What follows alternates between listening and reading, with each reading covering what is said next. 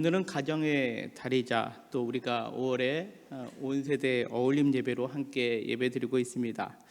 오늘 이 시간 우리가 함께 봉독한 에베소서 6장 1절부터 4절에 있는 말씀으로 자녀들아 또 아비들아 라는 제목으로 함께 말씀을 전하고자 합니다. 이 땅에 태어나 있는 사람은 그 누구도 부모 없이 태어난 사람은 없습니다. 모두가 부모 슬하에서 이 땅에 태어났죠. 그리고 그 사람이 장성하여 또 배우자를 만나 가정을 이루고 그가 또 다른 이들의 부모가 됩니다. 저는 사실 이제 우리 성도들 그리고 가정들을 위해서 기도할 때 이런 기도를 합니다. 자녀들이 그러니까 우리 가정에서 이제 신혼 부부들이 잉태하는 기쁨을 얻게 해달라고. 그리고 그 잉태하는 기쁨이 출산의 기쁨이 되고, 출산의 기쁨이 양육의 기쁨이 되고, 양육의 기쁨이 그 자녀들이 성장하는 것을 통해서 이제 짝을 만나는 그 만남의 복의 기쁨을 갖게 하고, 그 만남을 통해서 가정을 이루는 기쁨을 누리게 해주시고, 또 그 자녀들이 이제 잉태의 기쁨을 누리게 하여 주옵소서라고 그렇게 기도합니다. 그렇게 오늘 설교 제목처럼 우리 모두는 자녀의 입장이 있고 또 대부분 아비의 입장을 있는 분들, 또 앞으로 아비의 입장이 되는 분들이 오늘 이 자리에 우리가 함께 예배 드리고 있습니다. 오늘 우리가 함께 봉독한 에베소서 6장 1절부터 4절에 있는 말씀은요, 이 자녀들과 아비들에게 대한 권면의 말씀인데요, 먼저 1절은 이렇게 성경은 말씀합니다. 자녀들아 주 안에서 너희 부모에게 순종하라, 이것이 옳으니라 라고 그렇게 말씀합니다. 여기서 순종하라라는 말은요, 아래에서 듣다, 그리고 그 부모의 명령에 유의하다라는 의미를 가지고 있습니다. 자녀라면 부모의 말씀에 그것을 아래에서 듣는 입장에서 또 명령에 유의하고 따르는 그런 모습을 갖는 것, 이것이 순종한다라는 표현입니다. 부모의 말씀에 주의 깊게 듣고 또 그 말씀을 온전히 따르는 것, 이것이 부모에게 순종하는 것인데, 오늘 성경에 보면 이것이 옳으니라 라고 그렇게 표현되고 있습니다.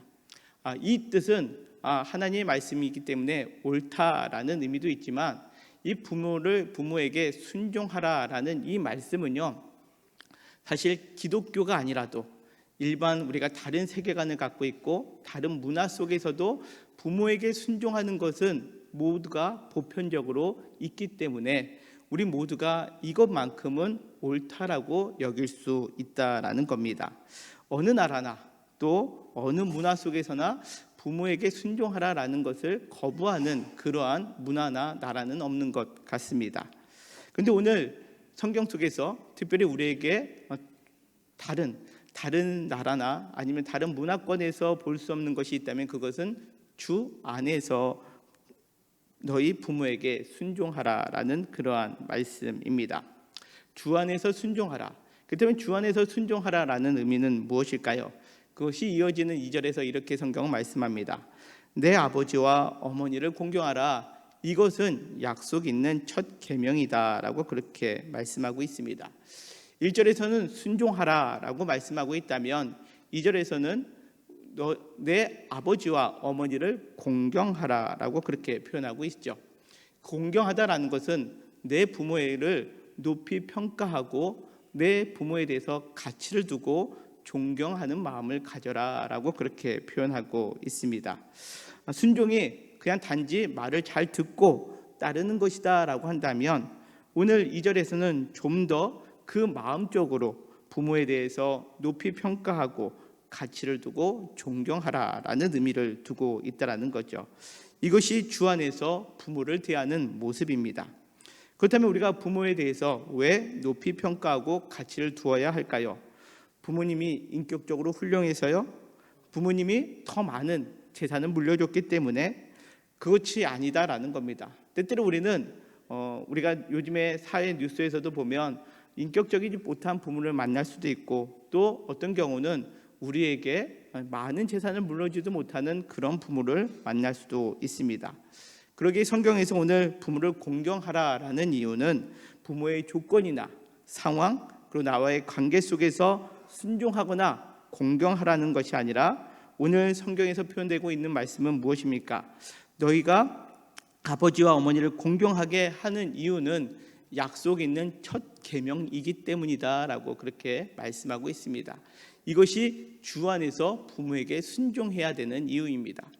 부모에게 단지 공경하고 순종하는 것은 그냥 하나님께서 그렇기 때문이다가 아니라 이것은 하나님과의 관계에 있는, 하나님과 맺어진 약속 안에 있는 것이기 때문에 너희는 부모에게 순종하고 또 부모를 공경하라라고 그렇게 말씀합니다. 약속 있는 첫 계명, 사실 우리가 십계명을 볼 때 이 부모에게 공경하라라는 것은 몇 계명에 있습니까? 자, 1계명은 나 위에 다른 신을 내게 두지 말라. 2계명은 우상을 만들지 말라. 3계명은 여호와의 이름을 망령되게 일컫지 말라. 4계명은 안식일을 지켜 거룩하게 하라. 그리고 나오는 제5계명이 부모에게 공경하라라는 말씀입니다. 제5계명인데 오늘 성경에서는 이것이 약속 있는 첫 계명이다라는 표현을 쓰고 있죠. 그죠? 왜 5계명인데 왜 첫 계명이라는 표현을 쓰고 있을까요? 두 가지 의미가 있습니다. 첫 번째는 우리가 이 10계명을 두 개로 나누는데 1계명부터 4계명까지는 하나님과의 관계 속에서 맺어진 계명이다라고 그렇게 여기는 겁니다. 조금 전에 말씀드린 것처럼 하나님 외에 다른 신 두지 말고 우상 만들지 말고 여호와의 이름을 망령되게 일컫지 말고 안식일을 지키는 것, 이것은 하나님과의 관계 속에서의 계명이다면 나머지 5계명부터 10계명까지는 우리 사랑과의 관계 속에서 맺어지는 계명인데 그 사랑과의 계명 속에서 첫 계명이 부모를 공경하라라는 그러한 계명이기 때문에 그렇습니다. 이것이 첫 번째 의미가 있고요. 또 두 번째는 어떠한 의미가 있냐면 10계명의 딱 반을 나누면 어디입니까? 5계명까지죠. 그래서 이 10계명을 나눌 때 하나님과의 관계 또 사랑과의 관계를 보는 것이 아니라 딱 가운데로 나눴을 때에 이 1계명부터 5계명까지는 하나님께서 하나님과의 관계 속에서 매우 중요한 것이다라고 일컫게 될 때 이것을 첫 번째 계명, 그리고 나머지 6계명부터 10계명까지는 인간관계 속에서 맺어지는 두 번째 계명으로 일컬어지는 경우가 있습니다. 그래서 예수님께서도 말씀하여 주셨죠. 너희는 먼저 내 마음과 뜻과 정성을 다하여 주 너의 여호와 하나님을 사랑하라. 이것이 크고 첫째 되는 계명이요 둘째는 이와 같으니 내 이웃을 내 몸과 같이 사랑하라 라는 말씀하신 것 있지 않습니까? 그런데 이 5계명을 이 첫 계명에 들어가는 겁니다. 왜 첫 계명에 들어가느냐?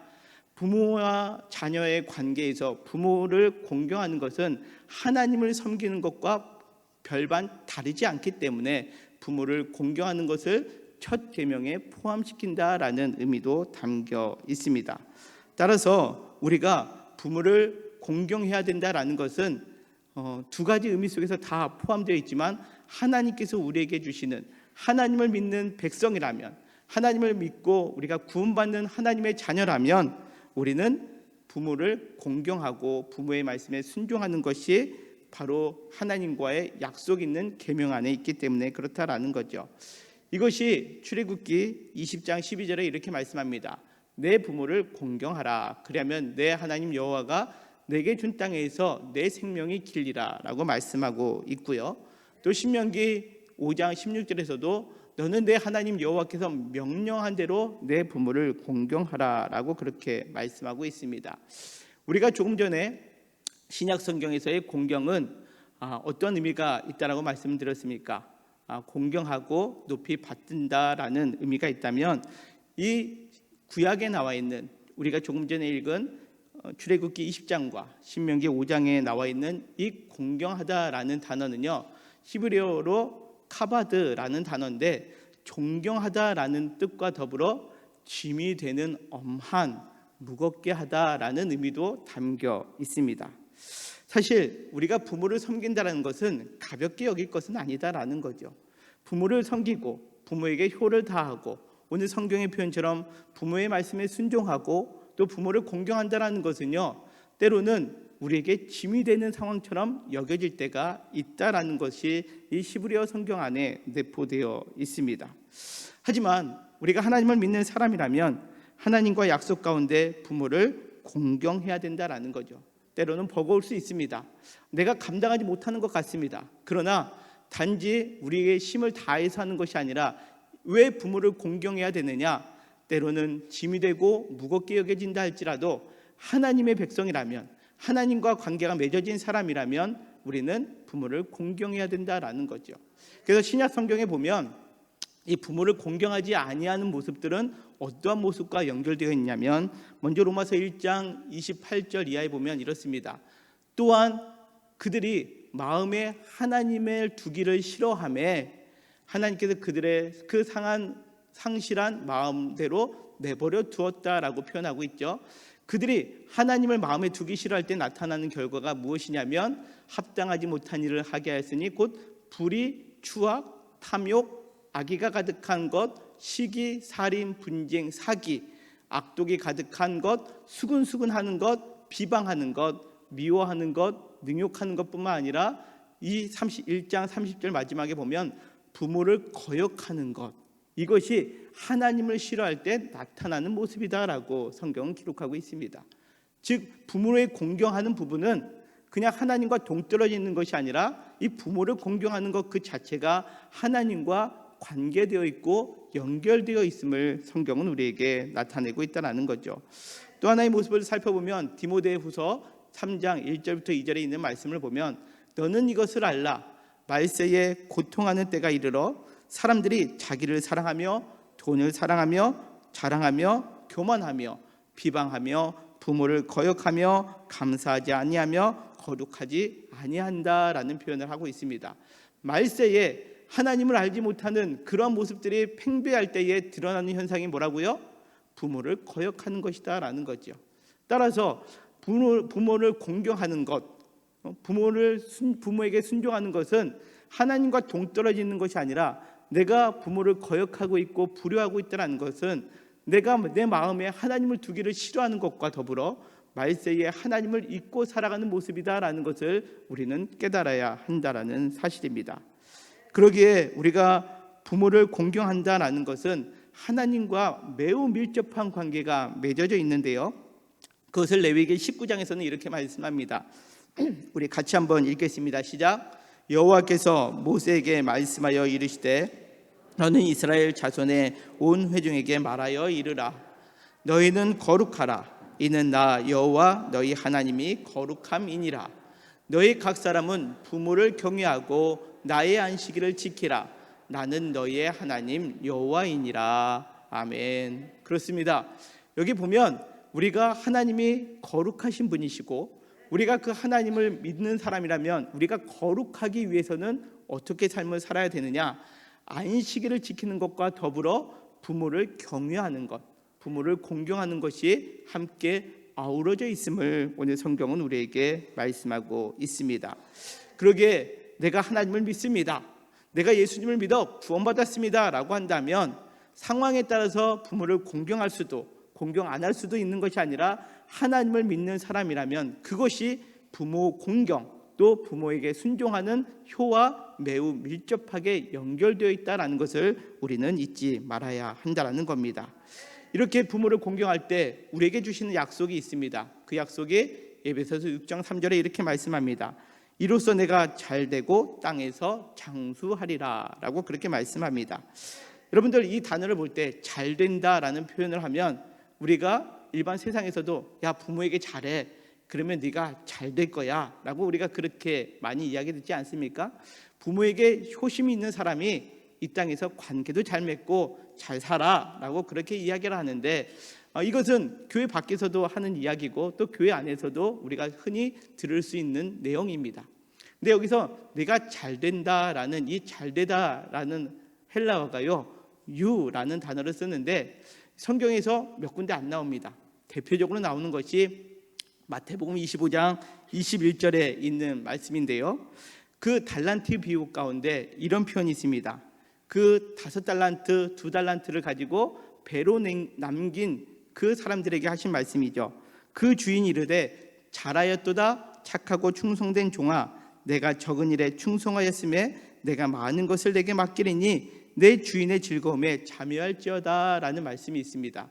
여기서 그 주인이 그 충성되게 일한 종에게 말하고 있을 때 너 참 잘했다라고 칭찬받는 이 잘하였다가 오늘 에베소서 6장 3절에 나와 있는 이로써 내가 잘된다라는 헬라어의 유라는 단어를 쓰고 있다라는 거죠. 그래서 여기서 잘된다라는 표현은 세상적으로 부자가 되고 세상적으로 명예를 높게 올리고 이러한 잘됨도 우리가 생각할 수 있지만 궁극적으로 오늘 성경에서 말씀하고 있는 잘된다라는 것은 바로 하나님께 약속을 잘 이행하는 자에게 주시는 칭찬의 의미와 같다라는 거죠. 그래서 우리가 때로는 버겁고 힘들다 할지라도 부모를 끝까지 공경하고 순종하는 사람에게 마지막 주님 앞에 서는 그날에 주님께서는 우리에게 잘하였다, 착하고 충성된 종아, 내 주인의 즐거움에 참여할지어다라는 그 칭찬을 듣게 됨을 오늘 성경은 우리에게 말씀하고 있습니다.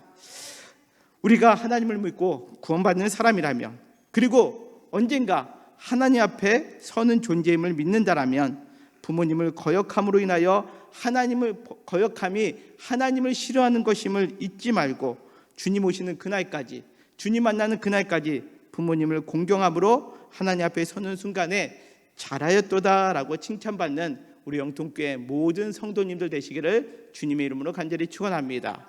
자, 이어지는 에베소서 6장 4절은 이제 아비들에게 하는 말씀이죠. 또 아비들아, 너희 자녀를 노엽게 하지 말고 오직 주의 교훈과 훈계로 양육하라라고 그렇게 성경은 말씀합니다. 대표적인 말이 너희 자녀를 노엽게 하지 말라라는 거죠. 여러분들, 자녀를 노엽게 한다라는 표현이 어떠한 의미가 담겨 있을까요? 설교를 준비하면서 여러 가지 책을 살펴볼 때에 다양한 모습 속에서 우리가 자녀들의 마음에 노를 주는 경우들이 있다라는 것을 살펴보았습니다. 첫 번째 모습은 자녀들을 노하게 되는 경우가 자녀들에 대한 과보를 할 때 자녀들을 노엽게 하는 것이다라는 거죠. 소위 말해서 우리 자녀를 마마보이로 키우는 것, 마마걸로 키우는 것이 그 자녀를 하나님이 보셨을 때 노하게 만드는 것이다라고 그렇게 표현하고 있습니다. 또 둘째로는 지나친 엄격함을 의미합니다. 우리 자녀들에게 많은 잣대를 들이댑니다. 야, 너 이거 하면 안 돼. 야, 너 이거 하면 안 돼. 물론 어느 정도 자녀들에게 엄격함을 두어야 되겠지만 지나치게 엄격함을 두게 되어서 그 자녀의 마음을 노엽게 하는 경우들이 생기게 되는데, 이런 것들을 성경에서 지금 자녀를 노엽게 한다라고 그렇게 표현할 수 있다는 겁니다. 또 하나의 자녀를 노엽게 하는 모습이 있다면 자녀의 능력을 벗어난 너무 많은 기대가 자녀를 노엽게 한다라는 거죠. 우리 학생들, 청년들 보면 그렇지 않습니까? 내 능력은 이만큼인데 부모는 나에게 큰 능력을 바라고 있을 때 여러분들 그 마음에 부담감이 되고, 그것이 어찌 보면 오늘 성경에서 표현하고 있는 우리 자녀들을 노하게 만드는 과정이다라고 그렇게 표현할 수 있습니다. 또한 반대로 자녀가 충분히 할 수 있음에도 불구하고 너무 적은 기대를 하는 경우가 있다라는 거죠. 우리 자녀가 무언가를 했을 때 부모가 그 자녀에게 야, 니까짓 게 뭘 한다고 이렇게 하는 경우들이 있다라는 겁니다. 제가 이 얘기를 하면 안 되는데 하겠습니다. 저희 여기 있던 자매가 제 딸입니다. 아까 찬양을 했죠. 어저께 이런 얘기를 하더라고요. 내가 아빠 때문에 찬양하는 게 두려워 이러더라고요. 왜 아빠 때문에 두려워? 그랬더니 아빠가 옛날에 너 노래 참 못해 이 얘기를 했다는 겁니다. 그러고 나서 그때부터 자신감이 떨어졌다라는 이야기를 하더라고요. 그래서 제가 미안하다, 내가 그때 왜 그랬을까 그러면서 했는데, 그렇죠? 이런 경우들이 우리가 사실 흔하게 있다라는 겁니다.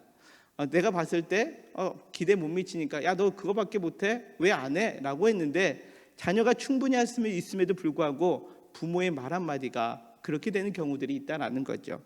그러기에 또 하나의 모습은 자녀들을 위해 희생하지 못하는 경우가, 부모로서 희생하지 못할 때 자녀를 노엽게 한다라고 그렇게 생각한다라는 겁니다. 여기서 단지 자녀들을 위해서 희생하지 못한다라는 것은 상황과 환경이 되는 것이 아니라 어떤 경우에는 부모가 자녀들을 짐스럽게 여긴다라는 거죠. 때로는 우리가 이렇게 얘기할 때 있잖아요. 드라마나 또 과격한 부모들은 야, 내가 너 때문에 못 살아. 라고 이야기하는 표현들, 이런 것들이 사실 자녀들이 마음 가운데 상처가 되는데 이것들이 언어적이나 육체적으로 학대되는 것이다 라고 그렇게 표현되고 있다는 거죠. 우리가 자녀를 학대한다는 것이 그냥 매를 들어서 많이 치는 것만 학대가 아니라 언어적으로 우리가 자녀들을 학대하는 것, 이것이 자녀를 노엽게 하는 경우들이 된다라는 겁니다. 조금 전에 말씀드린 것처럼 제 말 한마디가 자녀의 마음에 노함을 줄 수 있었던 것, 부모의 입장에서 여러분들 한번 곰곰이 되짚어 볼 수 있는 시간 되었으면 합니다. 또 하나의 모습은 율법주의입니다. 이 율법주의다라는 말은요, 제가 자료를 찾아보니까 어떠한 의미를 가지고 있냐면 율법을 잘 지켜라 라는 그런 율법주의이기보다는 성경에 또 하나님을 이용해서 실제로 하나님의 말씀이 아님에도 불구하고 내 뜻대로 하나님을 일컬으면서 그 자녀의 행동을 제한하는 경우들이 있다라는 거죠. 여러분도 혹 그런 경우 있지 않습니까? 부모 입장에서 야, 너 그렇게 하면 하나님이 좋아하실 것 같아? 내가 싫어하는 거를 하나님의 이름을 들먹이면서 야, 그거 하나님이 안 좋아해 라고 그렇게 표현하는 것들, 이것들이 자녀를 노엽게 만든다라는 거죠. 또 하나의 모습은 불균형입니다. 징계가 없이 칭찬만 하거나, 아니면 칭찬 없이 징계만 하거나, 아니면 징계나 칭찬 모든 것을 하지 않는 경우들을 의미한다라는 거죠. 또 하나의 모습은 감정에 의한 결정이다라는 거죠. 우리 자녀들이 제일 혼란스러워하는 것들을 무엇이냐라고 물어봤을 때 이겁니다. 부모가 기분이 좋을 때는 다 허용해 줍니다. 엄마 나 게임해도 돼요? 엄마가 기분 좋잖아. 해 이렇게 얘기합니다.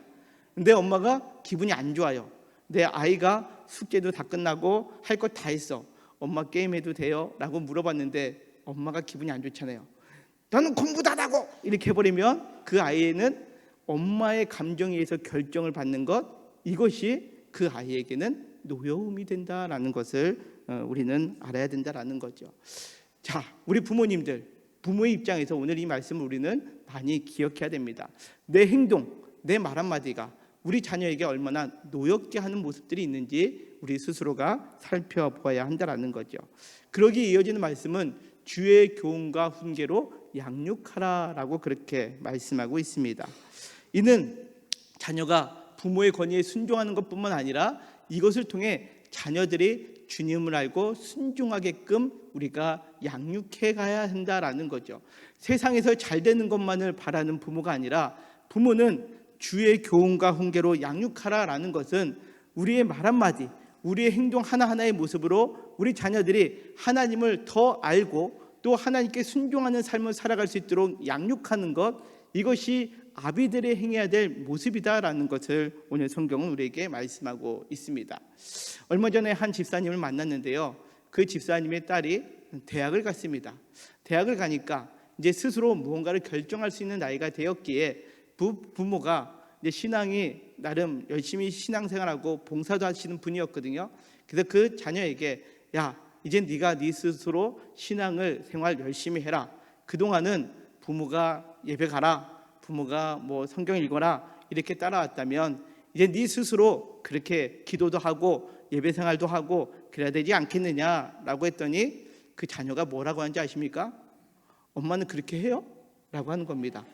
엄마는 스스로 예배 가고 엄마는 스스로 기도하고 문제가 있을 때 엄마는 하나님께 의지해요? 라고 물어보는데 할 말이 없다라는 겁니다. 여기 계신 부모님들은 어떻습니까? 우리가 진정으로 우리 자녀들이 신앙 안에서 바르게 크기를 원한다면 우리가 먼저 그 모습을 보여줘야 된다라는 거죠. 이것이 주의 교훈과 훈계로 양육하는 것이다 라고 그렇게 성경은 말씀하고 있습니다. 오늘 말씀을 정리하면 그렇습니다. 자녀들은 하나님과의 관계를 기억하며 부모에게 순종하고 공경해야 합니다. 부모님들은, 아비들은 부모를 노엽게 하는 모습이 혹시 내 삶 속에 있지 않는가 되돌아보고 주의 교훈과 훈계로 자녀를 하나님께로 인도하고자 양육해야 한다는 겁니다. 네, 오늘 이 말씀을 제가 준비하면서 어떤 마음이 드냐면, 여러분들 부모의 입장에서는 어느 구절이 눈에 들어옵니까? 부모의 입장에서는 1절부터 3절입니다. 우리 자녀는 왜 순종을 안 할까? 우리 자녀는 왜 공경을 안 할까? 이것을 바라본다라는 거죠. 성경은 그렇게 보시면 안 됩니다. 성경은 부모의 입장이라면 4절을 보셔야 됩니다. 내가 자녀를 노엽게 하고 있지는 않는지, 내가 자녀를 주의 교훈과 훈계로 양육하고 있는지를 살펴봐야지 1절과 3절을 보면서 지금 같은 자리에 앉아있는 자녀들에게 너 목사님 말씀 들었지? 순종해야 돼, 공경해야 돼, 그러시면 안 됩니다. 자녀들도 마찬가지입니다. 자녀들도 말씀을 보면서 무엇을 봅니까? 4절을 보면서 엄마 아빠 오늘 목사님 말씀 들었지? 나 노엽게 하면 안 돼, 그러니까 조심해, 이렇게 하시면 안 됩니다. 자녀들은 무엇을 봐야 됩니까? 자녀들아 라고 했던 그 말씀 1절부터 3절을 보면서 내가 하나님과의 관계를 생각하면서 부모에게 순종하고 공경해야지, 이것이 하나님 만나는 그때에 잘했다 칭찬받는 것이구나 라고 우리가 여길 수 있게 된다라는 겁니다. 바로 우리는 처음에 말씀드린 것처럼 우리는 자녀의 입장에서 태어났고 또 어느 순간에 우리는 부모의 입장에 서게 됩니다. 근데 우리가 늘 잘 못하는 것이 있다면 부모일 때 부모에 관한 성경 말씀에 우리는 따라가야 되고, 자녀일 때 자녀의 순경의 말씀을 따라가야 되는데 우리는 그것을 하지 못하고 부모의 입장일 때는 자녀들 것만을 바라보며 자녀들이 왜 그렇게 하지 않을까를 책망할 때가 있고, 자녀의 입장에서는 자녀의 입장의 말씀을 보지 않고 부모의 것을 보면서 왜 우리 부모는 나를 이렇게 할까라고 우리가 여겨지는 때가 있다라는 거죠.